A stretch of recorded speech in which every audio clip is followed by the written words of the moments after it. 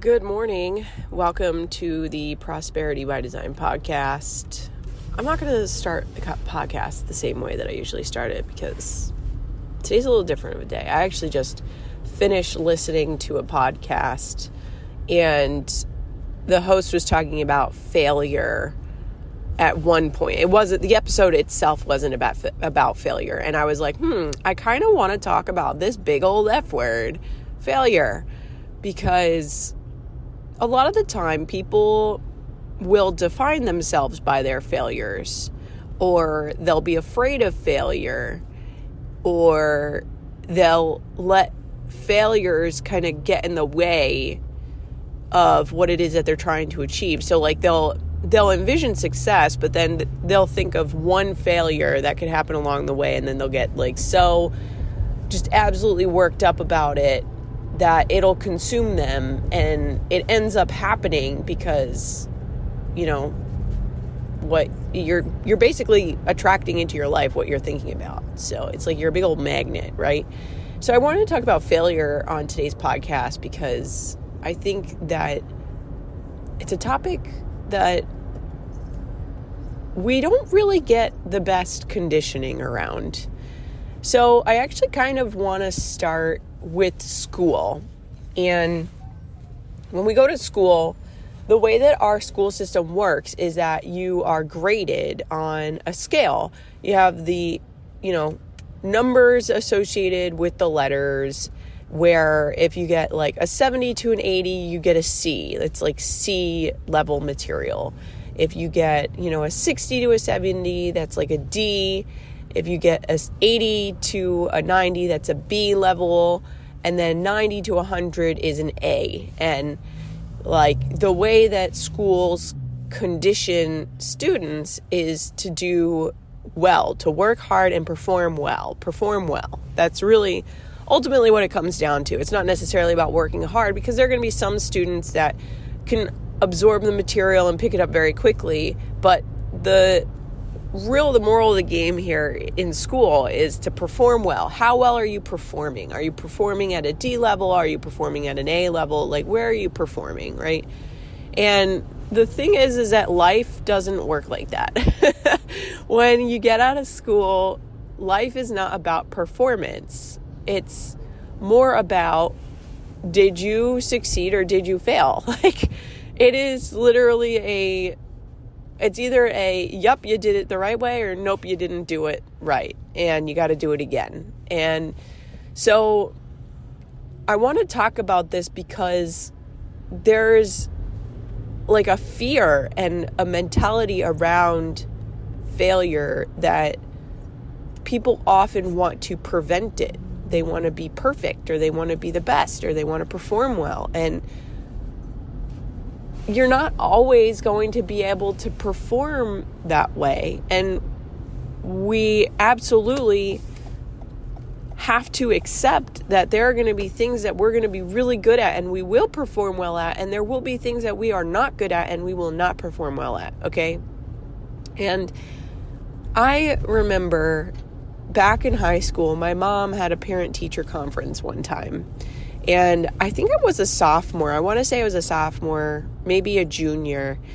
And I had an algebra teacher. And my mom went to the algebra teacher's class. And she was like, asking about how I was doing that class. Because I always kind of struggled with math. It was like a limiting belief that started when I was in the 7th grade.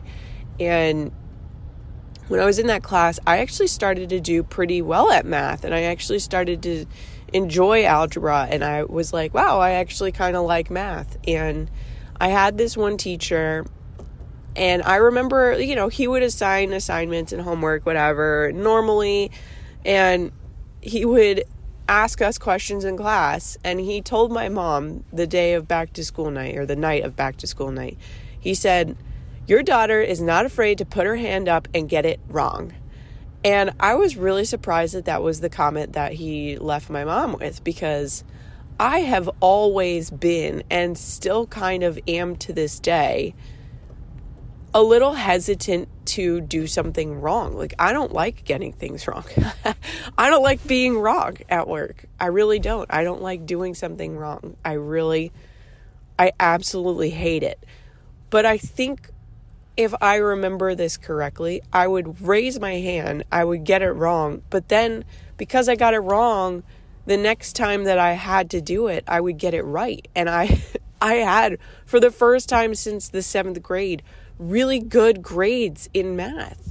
I was doing really well. I was getting like an A minus, like 91s consistently in that algebra class. And I think that is the reason why I was doing so well in that class, because I kept failing every time I raised my hand and every time I gave an answer, because I knew what to prevent. I knew what not to do going forward.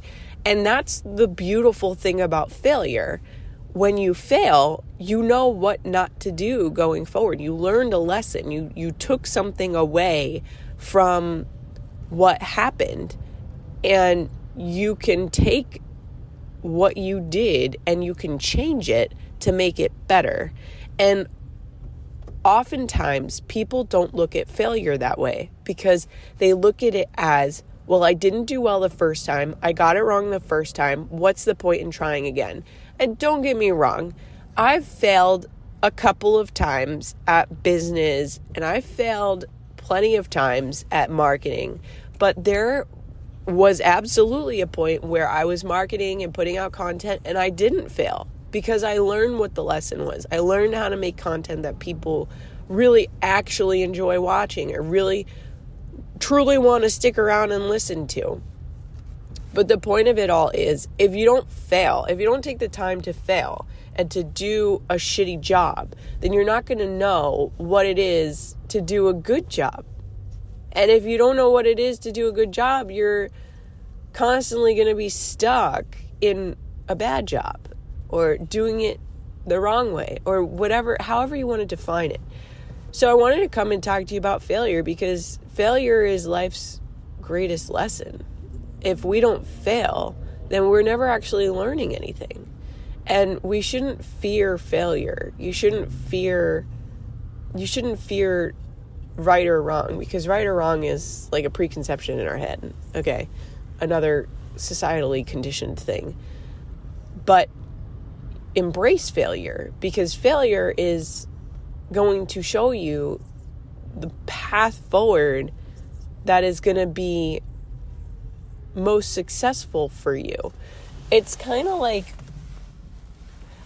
a yin yang in my head right now, where you can't have complete darkness. There's always a little light in the darkness, right? Whenever you look up into a dark sky, there's always the light of the moon. That is the same thing with failure. It's never complete failure. There's a little light in what you're doing to guide. Are you okay, P?